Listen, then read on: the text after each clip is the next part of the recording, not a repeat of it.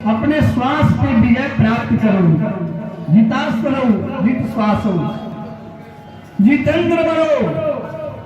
जितेंद्र का भावार्थ जित जोर इंद्र, जितेंद्र जो अपने वाणी पे नियंत्रण रखे, अपने इंद्रिय पे विजय प्राप्त करे, उसे जितेंद्र कहते हैं।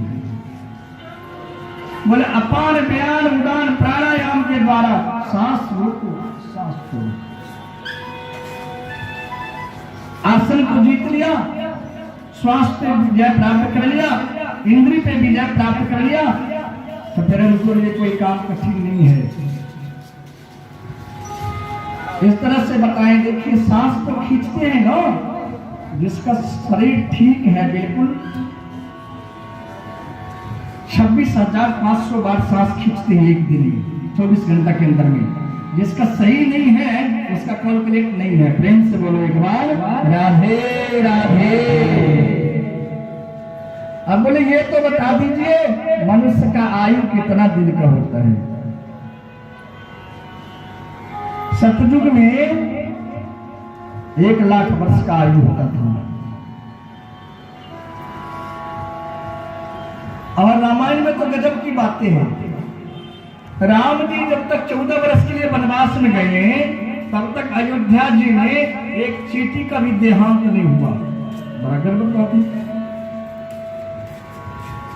कैसी बात है बताइए, एक चींटी का भी देहांत नहीं हुआ। क्यों नहीं हुआ?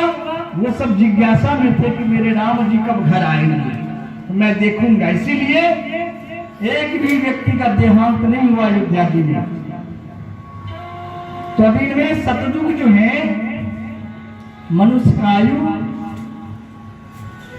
10 लाख वर्ष का, त्रेता में 1 बिंदी समाप्त हो गया, फिर द्वापर में 1 बिंदी समाप्त हो गया, फिर कलयुग में 1 बिंदी समाप्त हो गया।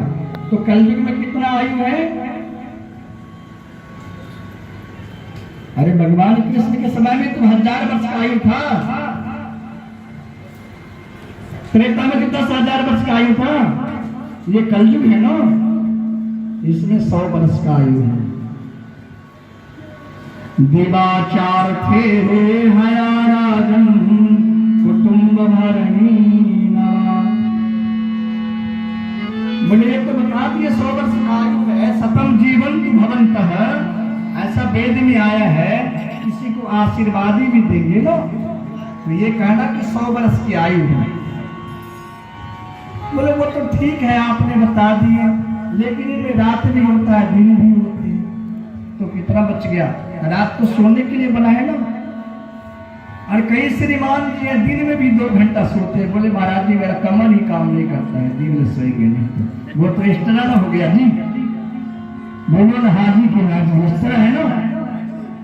रात बना है 12 घंटा सोइए, दिन बना है 12 घंटा काम करने के लिए। दिवाचार थे हया राजन। अब लोगों की ऐसी है, महानता कहना चाहिए, आलस का भी महानता ही कहना चाहिए। आलसी जीव है, दैव दैव आलसी पुकारा। आलसी का काम क्या है? बोले भगवान को छोड़ दो। बोले भाग्य में लिखा होगा तो होगा।